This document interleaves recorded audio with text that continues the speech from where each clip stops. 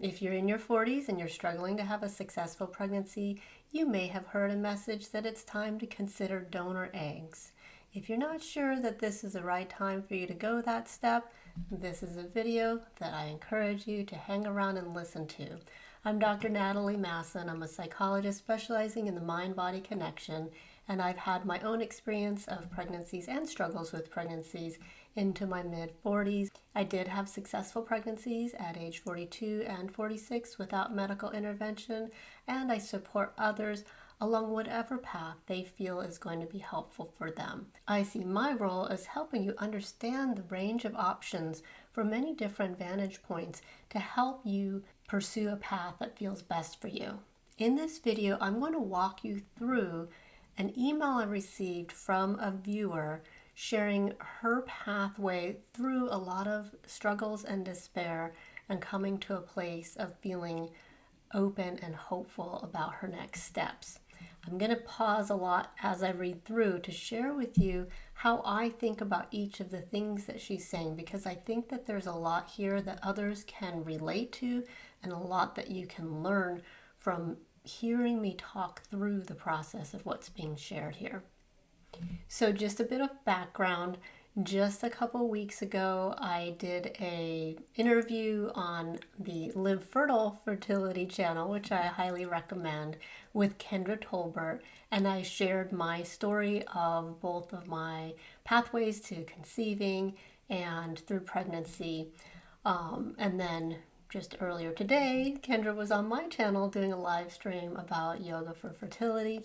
So this email came in after that first video was released from somebody I'd never heard from before. And she writes, "Hello, Natalie. I can't possibly type fast enough as I just finished watching your conversation with Kendra Tolbert at Live Fertile. It's been a long journey and I'm still in the thick of it, but something has shifted. I'll be turning 43 this Friday, and after a traumatic second trimester loss in January 2020 at 17 weeks, followed by a chemical in August 2020, this has been my desert season with a number of IUIs in between and a more recent first IVF failed cycle in June 2023. So this has been a very difficult series of experiences. I can tell already from this person who's writing in. I'm going to call her Helen. We're changing her first name for privacy. She's turning 43 at this time, and 4 years ago she went through what must have been a very devastating loss in the second trimester, and then a very, very short pregnancy. That's what we mean by chemical pregnancy. And she's had a number of fertility interventions, including IVF cycle that didn't work out about 6 months ago. Tough phase. The shift came a couple of weeks ago when, in the thick of it all, yes, that needs repeating, I decided to switch fertility clinics. The switch resulted in quite possibly the worst consult, in which the fertility doctor basically said I should consider donor eggs and possible surrogacy. Needless to say, you can imagine the gut punch I felt after that consult, and it put me in a funk for days. I honestly couldn't recognize myself. Here I was thinking we can conceive on our own, and there is this specialist telling me I have 15% chance at best if I'm lucky. Okay, I'm going to pause and take a breath now because I have a whole lot of reaction to what Helen is sharing here. I hear this kind of experience very regularly, where somebody goes to a fertility clinic trying to find out what are the range of options, what might I be able to do to help myself, what can give me the best chances, and they're met with, don't bother trying with your own eggs. Really the best thing to consider is to use donor eggs, in this case surrogacy. I'm not sure why they would be recommending that you can't carry your pregnancy yourself. And then this assignment of a percentage chance, 15% chance at best. That's actually higher than I usually hear from women in their 40s who are coming back from the fertility clinic, the chances of conceiving with their own eggs. Maybe that's the chances with IVF or naturally, I don't know.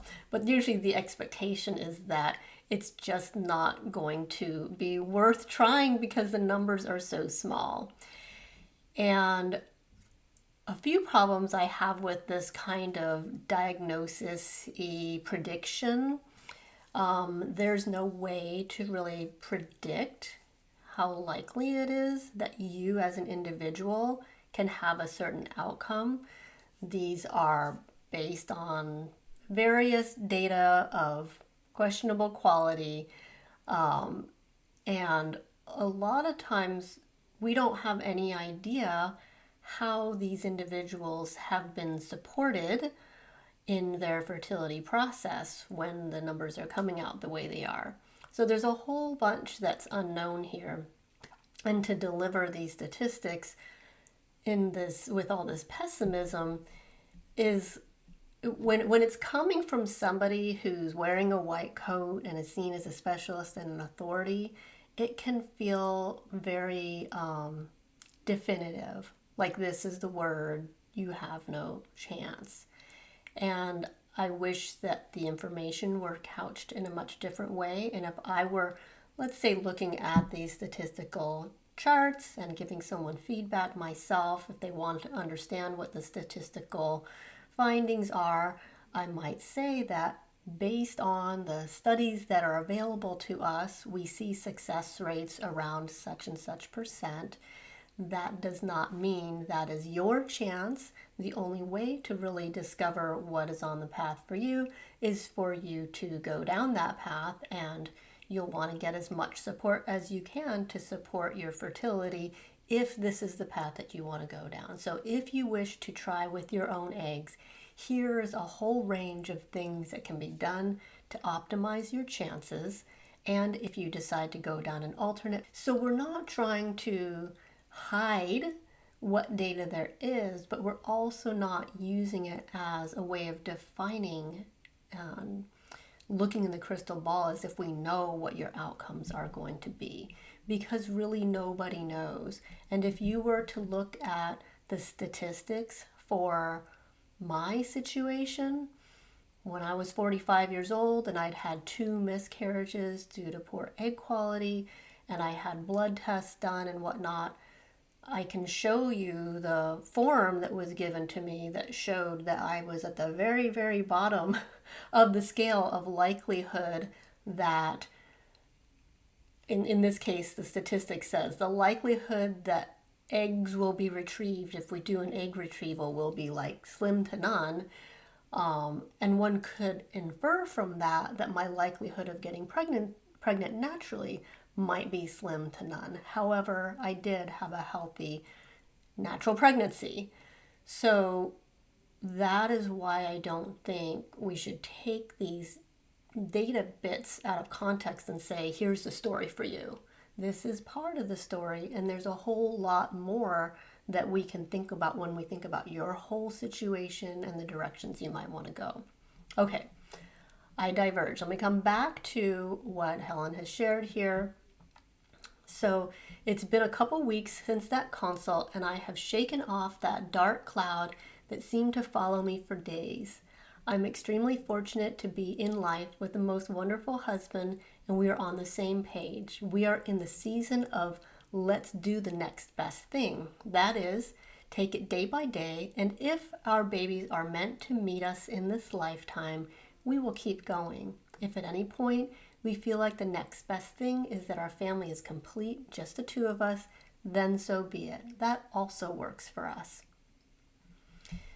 This is a very strong and resilient place to be coming from. If you can recognize that there's beauty and there's thriving along many different pathways in life, and we don't always get to choose which pathway our life goes down. But if you can come to that true sense in yourself that there are many ways to thrive and be fulfilled, then that helps take away that sense of desperation that this has to work out. And so much of that desperation is what actually works against having that ease in our bodies and that groundedness that I believe helps your fertility. So I'm delighted, Helen, that you found this, you kind of discovered this, that magical balance inside yourself on your own. She continues, fast forward to today, something told me to do yoga today. It's been a while. And I went back to my trusted YouTuber Kendra. After my yoga session, I was curious what else she had been up to, and lo and behold, there she is interviewing you. Suffice it to say, I would love to connect with you and learn more about your services. We have paused everything now, ART-wise, fertility clinic-wise, and I've only continued acupuncture for now, life-changing all on its own. So this is just so fun to me, how sometimes there's a synergy in life. Like you're like, okay, I'm going to go find my yoga, and that led you to my conversation with Kendra, which has inspired you, and that's super fun for me to hear. And that's wonderful that you're listening to yourself and deciding what path really resonates with you right now. She continues with my favorite part of the email. It's never too late to start living, and I would love to know where this connection will lead. It's never too late to start living. Your meditations saved me through 2020, and I'm confident they will again in this season of my life. Looking forward to connecting. Helen, I love that you're using Kendra's YouTube videos for guidance. I think that it is so important to have mind-body movement practices in your repertoire so that all of the emotional processing that you're doing, working through hopes and fears and all these things, is also moving through your body, because those energies can get kind of stuck and trapped. So I think that it's not accidental that as you're having these epiphanies and this new energy, you gravitated back to something that spoke to you before and you found your way back to yoga. So I highly encourage you to continue doing that. And I just think that I want to give this message to others who may be in your situation, who are getting this message that it's not worth it to keep on trying. The bigger determinants that I see for hopefulness is if you are still having fairly regular cycles and you're ovulating, I just think there's so much possibility to focus on bringing balance to your hormones and your overall being and nurturing your egg quality. I think those are the things that can really help you have a successful pregnancy. And in my mind, as long as you feel motivated and inspired, it's wonderful to keep focusing on the nourishment that's going to support your fertility. All that nourishment is good for your overall health anyway. And this is just about keeping that open, keeping your mind open to the possibilities. And this is why I get so frustrated when I hear about doctors shutting down hope by saying, it's time to go to donor eggs. Nothing against donor eggs, but if that's not what was your first preference, and there's still an opportunity for you to continue trying that way, I don't like to see you being discouraged and shut down from trying, or made to feel like you're foolish for having hope, things like that. I think it's perfectly reasonable to hold hope open. And if you do decide to go down the donor egg path, age is not such a critical factor. Age, it's just really your general health and well-being that influences whether a donor egg is going to work for you, not so much age related. So it's not like, oh, you better hurry up and go down the donor egg path. You can take your time to arrive there when it feels comfortable for you. So if you want to see how you can get, optimal chances from your fertility now, even well into your 40s, I am someone who loves to shine hope and positivity and light on your situation, and I'm happy to guide you. There's a lot of free content here on this YouTube channel, and I also have a few low-cost programs, Improving Egg Quality Workshop, where I share really thorough rundown of everything that I am finding has research support for supporting egg quality. And I also have a course called Fertility 101, which goes through my system for simplifying your process of tracking your cycle so that you know your fertile window and you know how to test for ovulation and for pregnancy in a way that's not complicated, it's not expensive, and it should be low stress. So those are 2 courses that you can jump into anytime. And also a new transition that I've made with my fertility coaching program, Conceive with Ease, is I used to open it a few times a year after doing a big promotion, after my 7-day chill out retreat.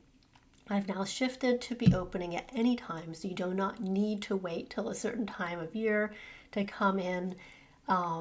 You can join anytime, and I'm available to offer personalized guidance. We have live master classes every month. We have fertility office hours twice a month. There's a lot of support. It's a beautiful community of others who are on this path, coming from a place of open-heartedness, encouragement, and supporting each other every step of the way.